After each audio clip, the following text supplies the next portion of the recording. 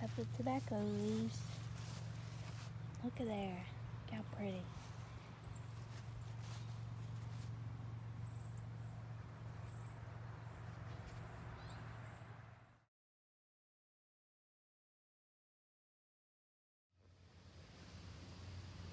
So I'm putting the tobacco out here to finish air drying, and it's already a beautiful yellow color. But I wanted to show you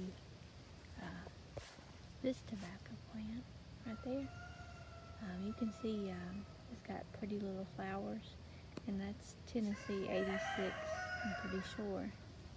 His leaves aren't as broad as the Virginia Gold. But good morning. Y'all take care of this Patriot Homestead. This is tobacco that I've grew and setting out to finish doing this thing. Take care.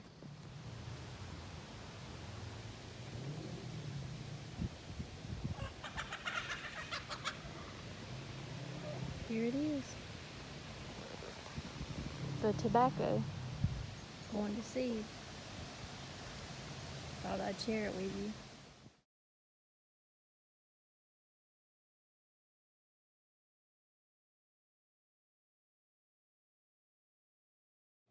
So here's some chewing tobacco I'm making for my daddy.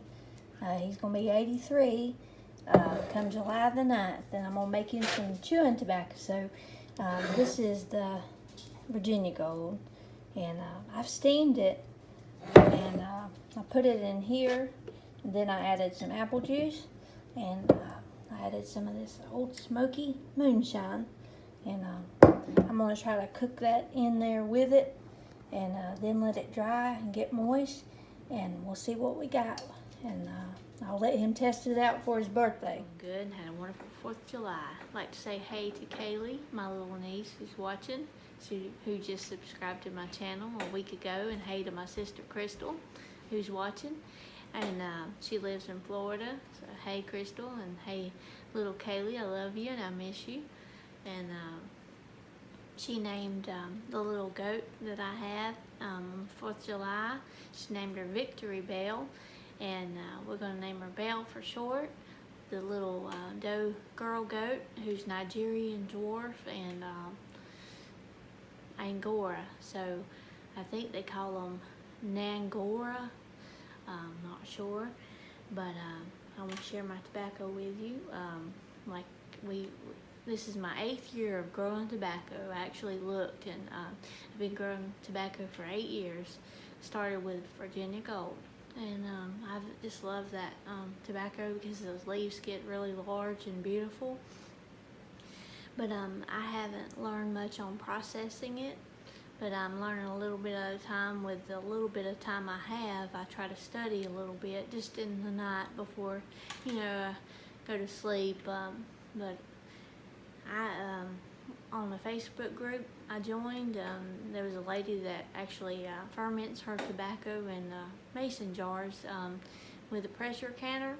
She puts the yellow leaves in the pressure canner in these jars, these mason jars. You fill it up, and so this tobacco right here that is turned brown, I'll let turn brown. It was hanging yellow, and I filled the jars up with this.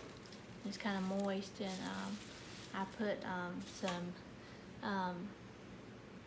moonshine. It's called apple pie moonshine, like a couple of drops, and then a drop or two of vanilla in this mason jar right here. And pressure canned it for 15 minutes, and it comes out and it's sealed. And this looks really good. The consistency, not too wet. But I did notice that if the leaves are real yellow and you pack it in there, it clumps together and it's not as good. So this is what it looks like. And I'm going to open this in front of y'all, and we're going to smell it together. But when I packed it like this, after it dried, it had been hanging and turned yellow, and I packed it like this. It smells so good. But it did better in the jar sealing, and it looks better than it would packing it more yellow and the leaves being fresher. So I already opened one jar of it and let it dry out on the table, and it has a good smell to it. And when it was more moist, it was more like chewing tobacco. And you can rehydrate this and put it in jars or shred it, and you can make chewing tobacco or shred it down and make cigarettes. There's so many things you can do with your tobacco. But I just wanted to share this with you. When you're dealing with shredding tobacco and everything, if you don't smoke or anything, you want to wear gloves, because it gives you a headache when you're shredding it and smelling it like I do, because I like the smell of it. You want to not get carried away. But I'm going to open this up, and we're going to see what it looks like.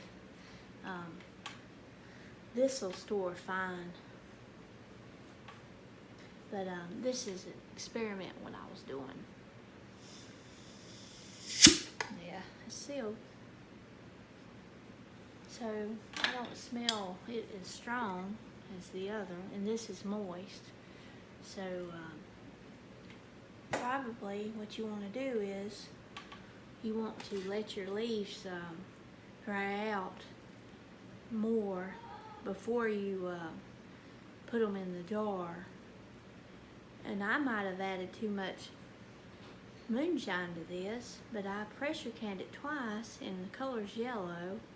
But I imagine if I let it lay out, I can do so much with it. But look at that. That's what it looks like. And if I was an expert, I'd know how to roll it and wrap it and make cigars. But this can dry out, and then when it does, it will develop the smell to it like this other brown over here. But I'm making butter and everything. I have to wash my hands real good, but probably lay this out and let it dry like this, and then jar it back up and store it. But I just wanted to share that with you. That's part of my experiment, one of my favorite things to grow on the homestead with what land I do have. And maybe someday it'll benefit my dad or my husband with the tobacco, if we were unable to buy his cigarettes at the store. It's a bad habit, but I enjoy growing it, and I'm saving the seeds for next year.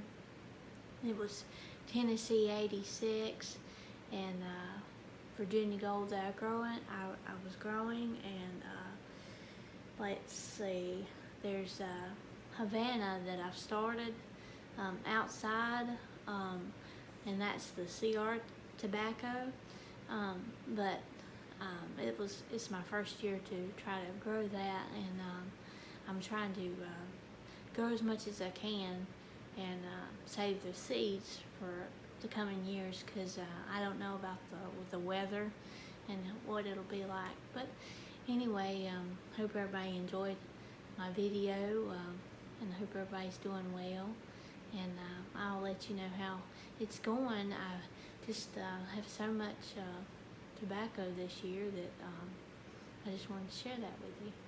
Hope everybody's doing good, and you have a blessed day.